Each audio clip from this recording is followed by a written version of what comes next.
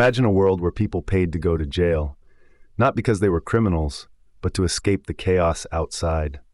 Welcome to 18th century London, where debtors' prisons became strange sanctuaries for the unlucky and the desperate. Unlike modern prisons, these places were more like tiny, self-contained communities. Prisoners had to pay for their own food, bedding, and even the right to live in a slightly better cell. One famous figure who experienced this was Charles Dickens' own father, who spent time in the Marshalsea prison for debt. Inside, prisoners weren't just sitting idle. They ran small businesses, sold goods, and even held social events. Some prisons had schools and chapels. It was a bizarre social system where your wealth or lack of it determined your quality of life behind bars. This practice highlights how debt and poverty shaped social structures in ways we rarely think about today. It also raises questions about justice and punishment. Were these prisons truly about crime or just a way for creditors to enforce repayment?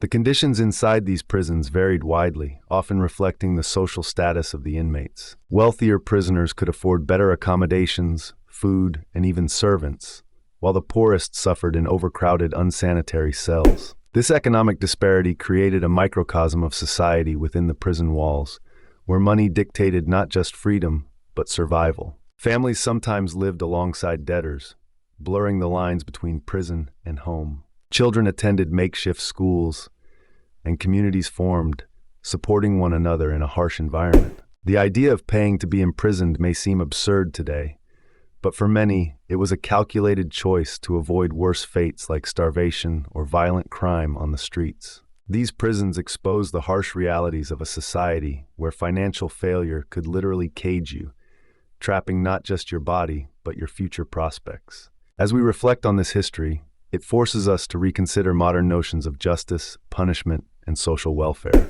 How do we treat those who fall through the cracks? Are our systems designed to rehabilitate, punish, or simply contain? For centuries, jail was more than a place of punishment. It was a complex social ecosystem where survival depended on wealth, connections, and resilience. So next time you think about prison, remember this strange chapter of history.